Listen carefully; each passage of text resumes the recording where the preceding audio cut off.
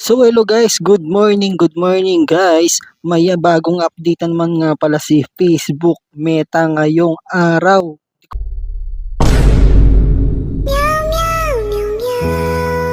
Kung alam kung ngayong araw to guys ha. Basahin natin ang update ng bagong ni Facebook Meta.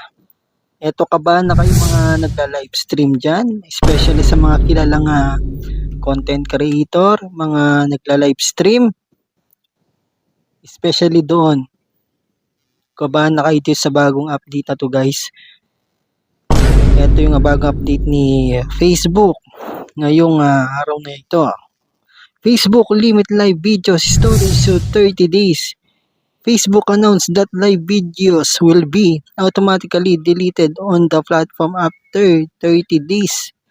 After 30 days to guys isang buwan.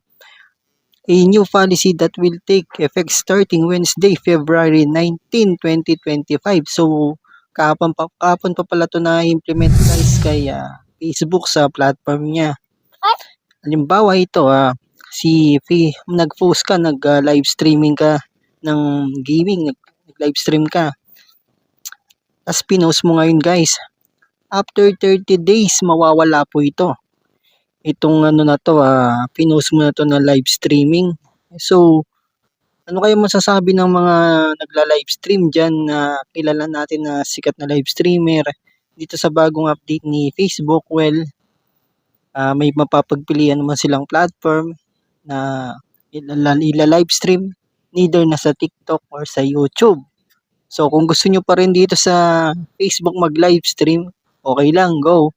Pero kung gusto nyo sa TikTok, go. Wala namang pumapawal sa inyo. Pero kung dito kayo magla-live stream guys, nako, 30 days lang ang inyong live stream na ipopost dito. After nun, mawawala na dito sa kadailanan ng bagong update ni Facebook Meta. Ngayong 2025, February 19, kapon to na-implement. So, yun lang guys ang bagong update natin kay Facebook. Thank you.